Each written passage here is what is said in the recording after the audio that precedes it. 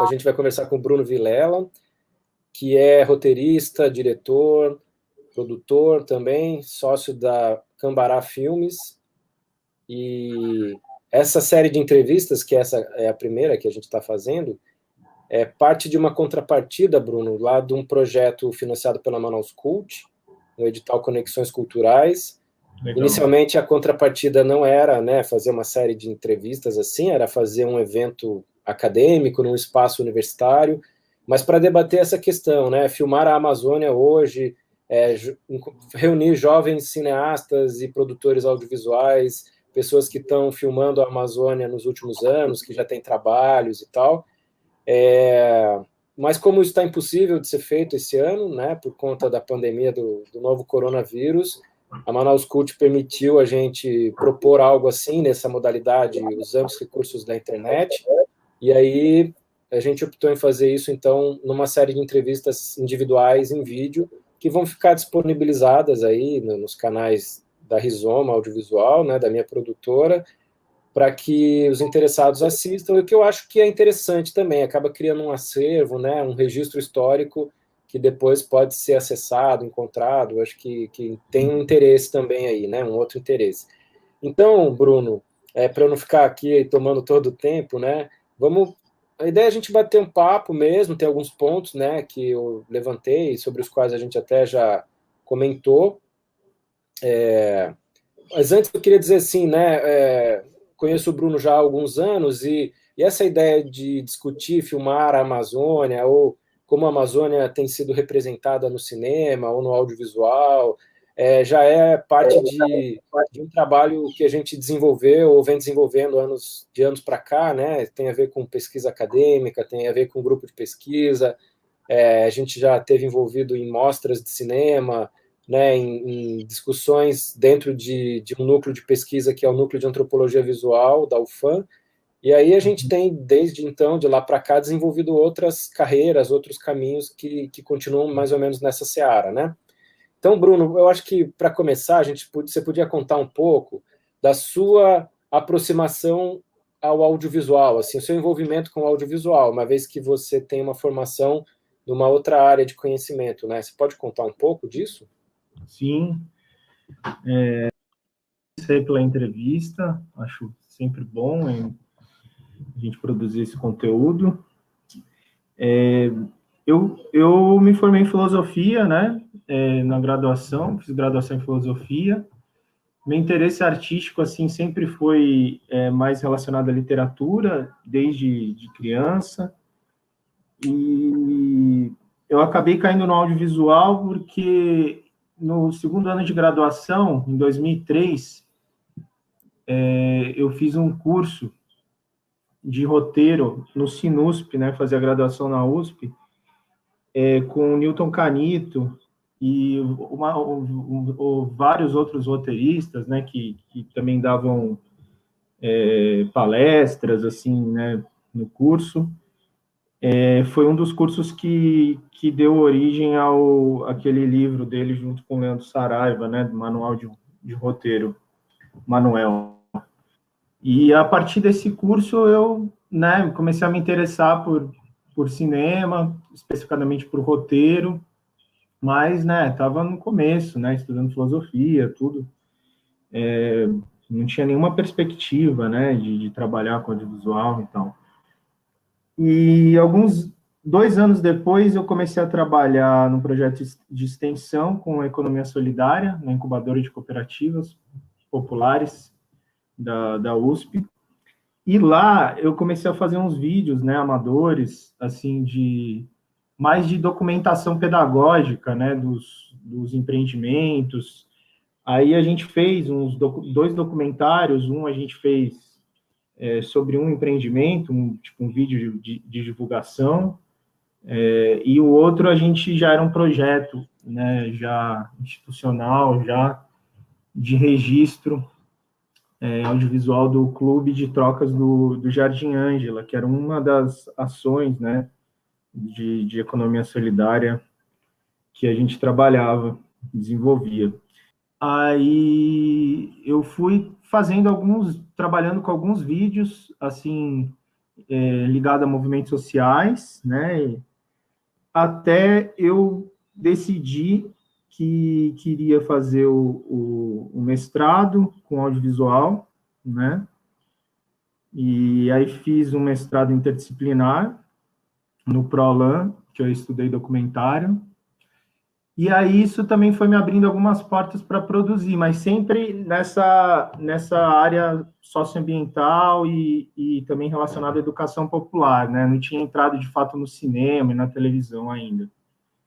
E aí eu fui dar uma oficina de edição com o povo Manoque, no noroeste do Mato Grosso. Isso também me abriu bastante, assim, né, para a questão do documentário, da social, de fato. Isso eu já estava no mestrado. E aí o divisor de águas mesmo foi quando eu fui para morar em Manaus, depois que eu terminei o mestrado, porque eu comecei a trabalhar numa pesquisa, né, que você até citou, lá do Núcleo de Antropologia Visual da UFAM, NAVE, e comecei a dar aula, né, também na UEA, no curso de audiovisual, e aí isso me abriu para trabalhar na TV, na televisão, na TV Cultura do Amazonas, que hoje é a TV Encontro das Águas, né, TV do Estado. Nunca tinha trabalhado em televisão, comecei a trabalhar com roteiro de um programa Nova Amazônia, né, que era uma série de reportagens que passava em rede nacional, né, pela TV Brasil, e passa ainda, né, por diversas redes de televisão. E aí foi a minha escola, assim, de produção de fato, né, assim, de televisão, né, porque eu só tinha feito esses trabalhos mais de guerrilha, né, vamos dizer, né, fora o trabalho com a pesquisa, né. E aí, da TV Cultura, eu trabalhei lá há quase 3 anos, montei a minha empresa, a Cambará, junto com a minha companheira, a Juliana, e um outro sócio, o Sérgio, que tem um trabalho os dois têm um trabalho com antropologia, indigenismo, e também na área socioambiental, né, assim, em geral. E a gente montou uma produtora com esse foco, né, com foco na produção de documentários e filmes etnográficos e socioambientais, né? E a gente aí entrou nesse filão, né, da descentralização das políticas, né, de fomento, quando teve o Prodave TVs Públicas no Amazonas, e aí a gente foi contemplado com uma série, né, enfim, documental, e aí fui produzindo outras coisas. Então fala um pouco do Índio Presente, né? Qual era a proposta e como que ela foi desenvolvida? Sim. Então, aí, quando a gente montou a produtora, a gente já estava nesse movimento. Na verdade, a produtora meio que nasceu também junto com esse movimento de fazer uma série para o edital, né, do Prodave TVs Públicas 2014. E uma das linhas era uma série sobre a questão indígena, né, sobre a colonialismo, né, e relacionado à descolonização, né, e tal. E a gente, eu sempre tive vontade, sempre discutia muito sobretudo com a Juliana, né, que é minha esposa, companheira e minha sócia também, sobre fazer uma série sobre os indígenas que fosse de alcance público, né, assim, que fosse para o público geral, assim, né? E a gente discutia muito, né, de desconstruir esses preconceitos e tal. E aí na hora eu pensei assim, não, eu acho que a gente tem que fazer uma série sobre a questão indígena geral, assim, não temos que pegar um problema, um recorte e discutir. Não, vamos trazer as pessoas para o senso comum para pensar o índio hoje, né?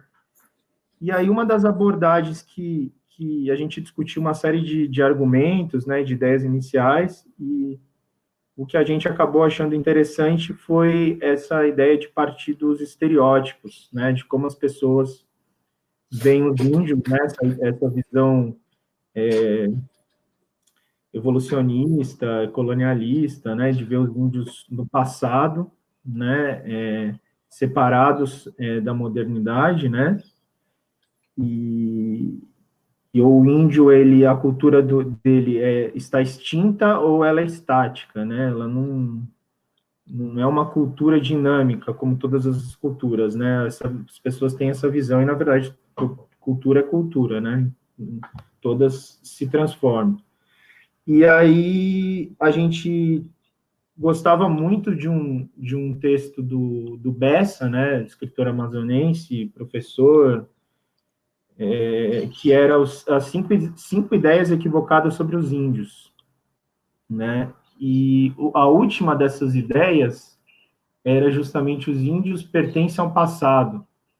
Aí a gente achou poético, achou forte, né, assim, e aí ficamos pensando nisso. Não, todos os preconceitos, estereótipos, esses que a gente até hoje foram revividos, né, aí com o governo atual, que o índio não trabalha, é preguiçoso, que tem muita terra para pouco índio, que os índios estão perdendo a cultura, que os índios estão acabando, enfim, todos esses estereótipos, preconceitos, estariam ligados, né, à ideia de que o índio é um ser do passado. Uhum. Então, a gente fundamentou em cima disso o argumento e chamou a série de Índio Presente. Sendo que cada episódio, são 3 episódios de 26 minutos, né? Cada episódio seria um estereótipo. Aí a gente fez essa parceria com a produtora amazonense Amazon Picture e fizemos eles foram proponentes, né? E aí fizemos a coprodução pela Cambará, com a direção da minha e do Sérgio Lobato, que é meu sócio, e a produção executiva da Juliana, que também é minha companheira e sócia. Legal. Você falou aí, ao explicar a série, dessa questão de pensar o índio na modernidade, né? Isso motivou esse resgate histórico da dimensão da presença indígena na cultura brasileira e das questões ligadas à problemática, né, associada a isso desde tempos passados e tal.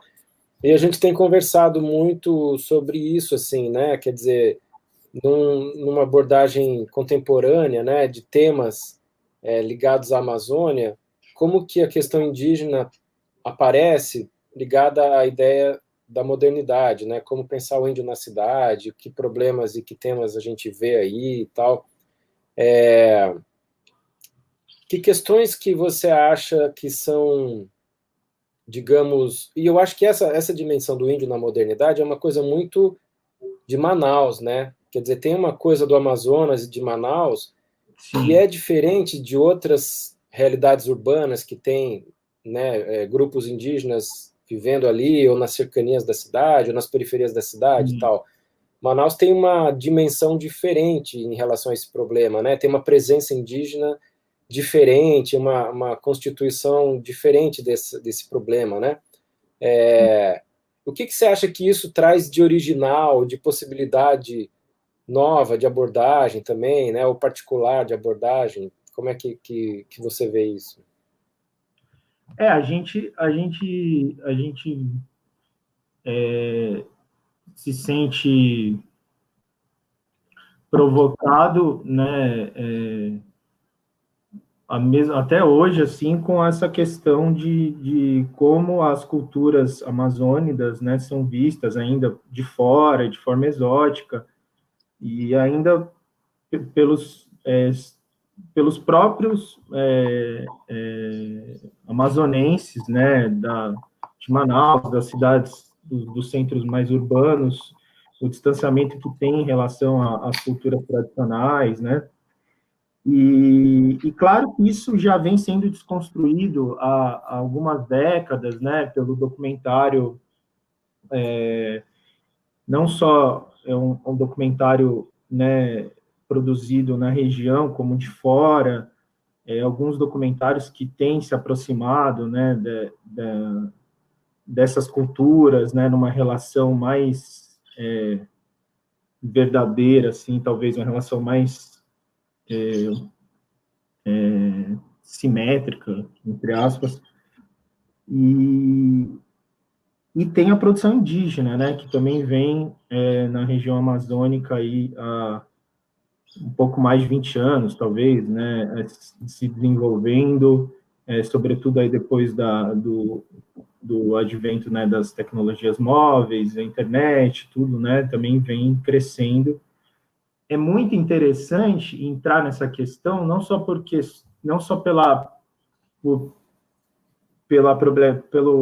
político, mas também pelo estético, né, que, claro, estão condicionados pelo fato de que os ameríndios eles têm essa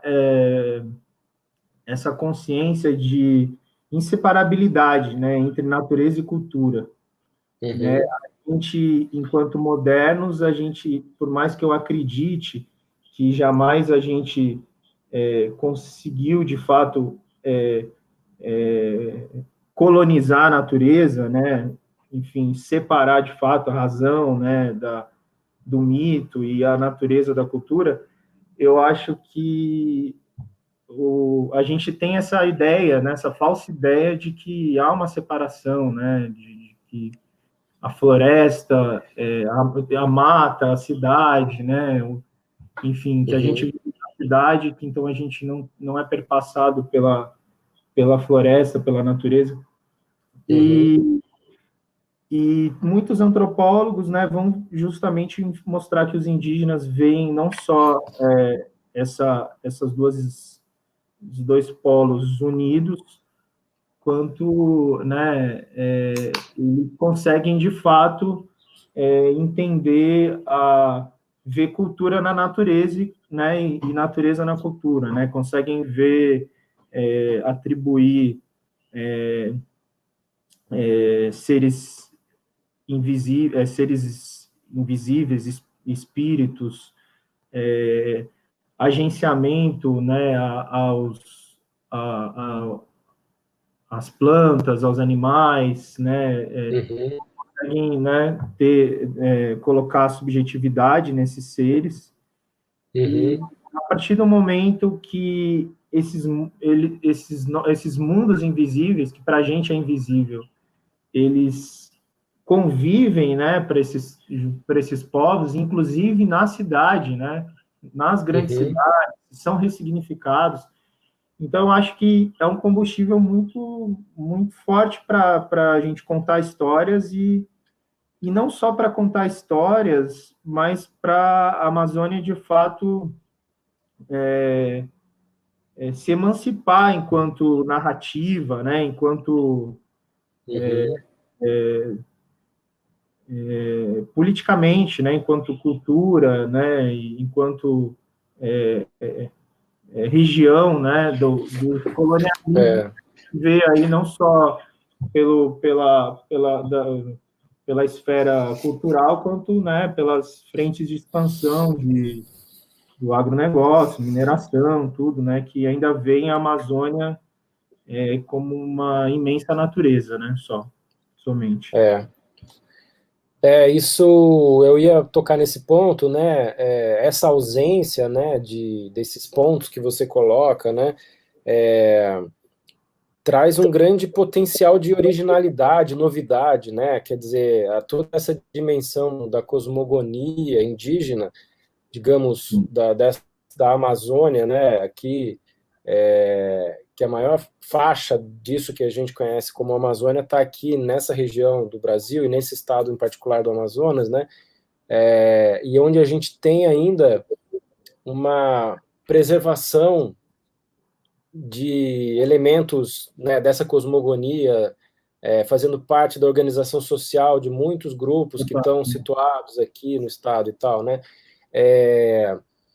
E acho que essa dimensão da relação com a modernidade é constituinte de boa parte desses grupos, né? Não são grupos que estão, assim, digamos, vivendo na área rural, nas aldeias, mas estão próximos às cidades, ou constituíram outras, né, cidades nessas localidades, ao mesmo tempo que em diálogo ou em embate com a influência ocidental da religião, né, a influência ocidental da sociedade que se instalava ali, de algum modo isso acabou criando uma condição outra, que é essa condição que hoje está colocada, de uma dimensão constituinte, né? Ao mesmo tempo que existe ainda uma cosmogonia indígena, uma presença disso na sua organização social, há uma dimensão do aspecto, por exemplo, da religião, né? Das influências da cultura ocidental que se estabeleceu aqui, e isso traz um caldo cultural original, né? E novo, assim, há toda uma carga de histórias de origem, né, da origem do mundo, da origem dos homens, né, que ajudam a entender essa relação com a natureza, né, que é uma relação mesmo de imbricação, de indissociabilidade, né, mas ao mesmo tempo num diálogo com a modernidade e tal. Acho que quando isso chegar nos produtos, digamos, midiáticos, né, no cinema e tal, quando a gente não a gente em particular, mas quando isso chegar com algum tipo de presença, né, com algum tipo de força em produtos que ganhem alguma visibilidade em circuitos, né, de públicos mais amplos e leigos dessa história, acho que isso ainda está por acontecer, né? Acho que tem um potencial enorme aí de que histórias novas e uma nova dimensão de humanidade aí, né, para ser conhecida Total, e tal, né? Total. Porque se a gente pensa que o Brasil tem uma sociodiversidade, né, gigante, mas assim que a gente tem um cinema, sobretudo feito, né, uma história do cinema muito concentrada aí nas capitais aí do sul ao nordeste. Você pensar que tem todo todas essas histórias, que aí não é só o popular, né? Não é só o mito, né? Resgatar os mitos, mas justamente é o diálogo dessas culturas com a modernidade, né? Que estão dialogando a todo vapor, né? No Amazonas a gente tem a cidade mais indígena, né, do Brasil, que é São Gabriel da Cachoeira, que a gente não por exemplo, aparece em diversos documentários, inclusive na nossa série, a gente tem um dos episódios que os índios não vivem em cidades, né? Enfim, e a gente mostra os indígenas, tanto os indígenas convivendo em São Gabriel, né? Onde tem 3 línguas, né, oficiais, se não me engano, quanto os indígenas em São Paulo, né, e tal, aldeias urbanas. Queria ainda abordar outro ponto, assim, talvez a gente possa depois voltar nessa coisa do índio e da modernidade, a gente pode até comentar de alguns projetos que a gente está desenvolvendo, né, em conjunto, em parceria, no núcleo criativo no qual a gente está trabalhando, porque acho que coloca uma outra dimensão que é pouco explorada, que é essa relação com a América Latina, né, da Amazônia e os países amazônicos aqui que fazem fronteira com essa Amazônia brasileira, né? Acho que a gente conhece muito pouco, né, do que é feito lá. Parece que, por exemplo, quando se fala de Amazônia, eu não sei, talvez dentro do Brasil a gente veja ainda assim, pelo menos no grande discurso sobre a Amazônia, na grande mídia, né? Parece que é um assunto exclusivamente do Brasil, mas não é, né? Então, há países amazônicos menores, os países, mas a presença de Amazônia nesses países é tão mais importante do que talvez a Amazônia para o Brasil, não sei, por Colômbia, né, por exemplo, Bolívia. tanto é que acho que a gente está vivendo um desmonte tão grande, né, do que a gente conhecia como Brasil, as instituições e a presença da sociedade civil nas instâncias de acompanhamento e controle e governabilidade, né, o desmonte de todo tipo de marco regulatório, de civilidade que a gente vivia e conhecia, que essa discussão em relação à Amazônia, o Brasil está ficando para trás, né? A Colômbia está assumindo um protagonismo maior que o Brasil nas agências internacionais e multilaterais e tal, porque o Brasil está numa posição de ataque, né? De destruição e rejeição disso tudo, né? Mas eu diria que aí também é um outro caminho subexplorado, né? A gente precisa conhecer mais essa região, né? Essa região que tem muito mais similaridades e proximidades e sinergias a serem aproveitadas do que a gente conhece, né? E aí, por exemplo, o Ciro Guerra, que é colombiano, né, que nos últimos anos ganhou projeção internacional com o filme O Abraço da Serpente e tal, tá estreando uma série da Netflix agora passada na Amazônia, né, e tem a ver com essa coisa de cinturão verde, preservar a floresta e tal. Então, vê como os colombianos estão assumindo esse discurso muito mais do que a gente no Brasil, né, por exemplo, né? Porque no Brasil nós somos periféricos, né?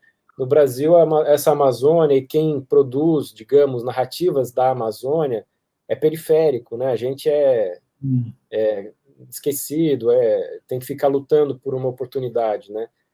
Enquanto que lá na Colômbia parece estar aparecendo um protagonismo nesse sentido, ali é uma coisa central, talvez, né?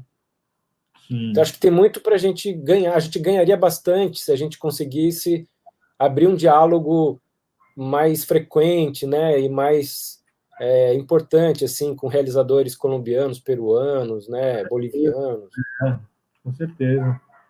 Esses espaços, né, que tem na Amazônia, por ter tantas tríplices, né, fronteiras, esses espaços de transfronteirização, né, que tem mais na Amazônia que qualquer em outra região, né, do Brasil, que é o que está de costas para a América do Sul toda, um tema também forte, né, e que envolve também a transfronteirização também envolve a questão, né, da transmodernização, enfim, todas essas perpassado por essas questões também, né, que a gente levanta aqui.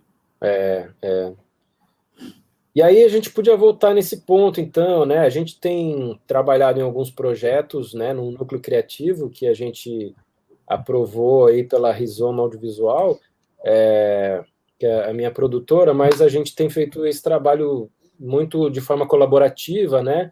Temos outros diretores e roteiristas junto com a gente, né? Eu estou envolvido com um projeto diretamente, você com outro, a Juliana, que você mencionou, também está com um projeto, aí tem o Erlan Souza, que é meu sócio, também está com outro, tem o Denilson Baniwa, né, que é designer, artista visual, e é alguém que é daqui de Barcelos, no Amazonas, né, agora está radicado lá em Niterói, mas está com a gente também no projeto, e o Márcio Souza também, né, que é um escritor, assim, um intérprete da Amazônia, digamos assim, bastante conhecido, né, e alguém que se dedicou a investigar a história da Amazônia, a história da constituição, assim, né, da cultura e da sociedade aqui na Amazônia e tal.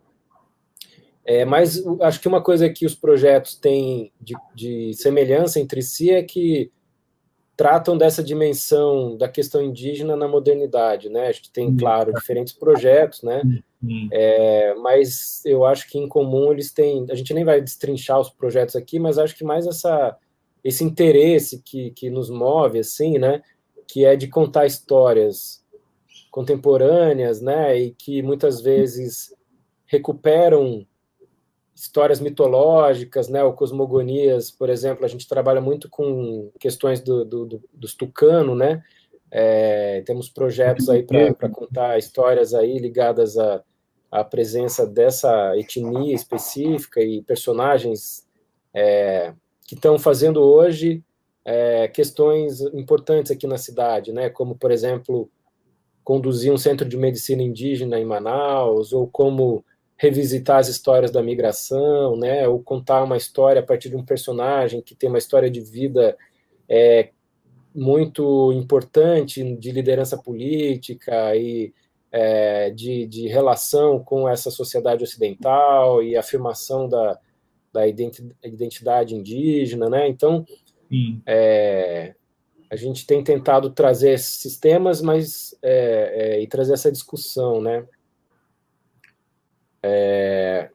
Enfim, que você acha que dá para a gente falar desses temas que a gente tem debatido no núcleo, assim, né? Não, eu acho que foi um caminho, assim, né, de amadurecimento dessas propostas que a gente vem discutindo, vem discutindo na área acadêmica, né, na pesquisa, e agora a gente vem tentando colocar em prática, né, no desenvolvimento de projetos audiovisuais. Você esqueceu de citar que a gente também está fazendo, né, a animação junto, que seria além antes desses projetos documentais, que no núcleo a gente só trabalha projetos documentais, né? Mas estamos fazendo animação que já, apesar de ser bastante ser uma animação fantasiosa, é uma história que também trabalha dentro dessas zonas, né, de conflito ontológico, né, entre a floresta e a cidade, né? É uma história que se passa no século XVIII, no fim da Guerra dos Manaus, e nos dias atuais, né? Mas é um curta, né? Enfim, mas é um exercício que a gente também estamos ainda produzindo, né? O Mandi, e foi uma coisa que aconteceu no caminho, mas que agora a gente está mais focado nesses trabalhos do núcleo. Eu acho que esse caso da animação que você citou é importante, é emblemático desse interesse, né, de beber na fonte das histórias, digamos, cosmogônicas, mitológicas, da origem do conhecimento e da epistemologia e do pensamento dessas culturas indígenas, né, a maneira de compreender o seu lugar no mundo, a existência do mundo e a sua sociedade e tal, mas beber nisso e criar e inventar histórias, né, também, porque você propõe lá no roteiro, no curta, né, um diálogo, digamos, entre mitos diferentes, né, tem a origem indígena, mas dialoga com o mito japonês, né, ou seja, um dos desafios que eu acho que move o núcleo também é deixar de ter uma abordagem puramente etnográfica para ter uma abordagem que seja também inventiva, né? Quer dizer, tem uma questão estética que é importante, né? Não é só do registro etnográfico, né? Mas é um diálogo com uma certa tem um interesse estético, né? De uma originalidade na abordagem, né? De que o tema seja não apenas um tema importante, relevante, interessante a ser registrado e tal, mas que a abordagem seja original, né? Que esteticamente tenha um produto também original, né? Sim, é por isso que eu acho que trabalhar, né, nessas zonas também de tensão entre ficção, documentário, né, entre a animação e o live action, né, coisas que a gente tem explorado até nos projetos do núcleo, né, temos um dos projetos que é o que eu estou tocando, que é uma série, né, documental sobre a formação, né, da Amazônia enquanto bioma,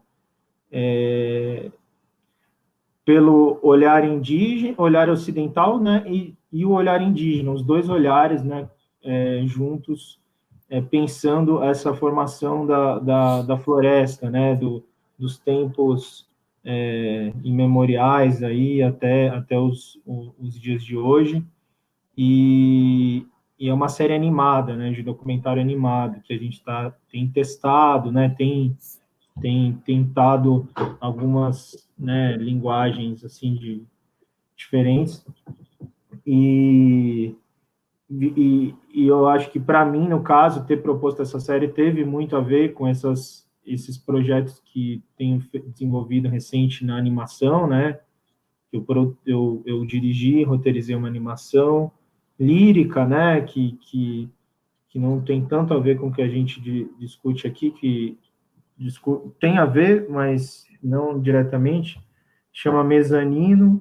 Aí dessa animação a gente está produzindo, terminando agora, finalizando aí junto com a Rizoma, Cambará e a Rizoma, a Deus Querido Mandi, né, que é essa animação que se passa nesses duas épocas distintas de Manaus, né, e que dialoga um mito da Baniwa, de origem dos peixes, com um mito japonês, de Urashima Taro. Então, assim, a gente tem feito essas intersecções, buscando novas narrativas, né? Narrativas modernas, né? Buscando uma estética moderna e justamente tentando trazer especificadamente no núcleo, né? Que tem todo esse peso do documentário e da etnografia, a gente tentar de fato produzir obras que tem uma relevância estética e que tem um alcance mais geral, né, mais público, né. Eu acho que são essas tentativas que a gente vai fazendo e também vamos amadurecendo, né, que o núcleo também foi um espaço onde a gente tem aprendido, né, só o simples fato de roteirizar documentários, né, e desenvolver, roteirizar documentários é Uhum.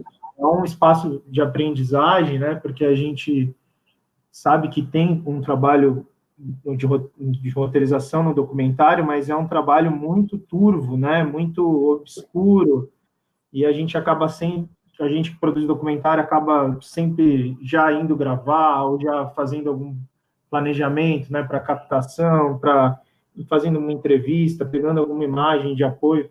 E esse trabalho de fato de roteirizar, de pesquisar, como é mais bem delimitado na ficção, também tem sido um aprendizado, pelo menos para mim, assim, bastante. Assim, né? E fora Eu as acho também. faz, né, no núcleo, com, por exemplo, o Silvio Darim, né, que Uhum. veio, analisou os projetos. Então, eu acho muito bom. Com certeza. O núcleo é uma espécie de luxo, né? Você ter uma proposta que permita você desenvolver adequadamente, né, com o tempo e o recurso necessário para que a proposta possa amadurecer, avançar, né, e chegar em termos em que talvez feito de forma mais apressada ou sem condições ideais, ela não chegaria, né?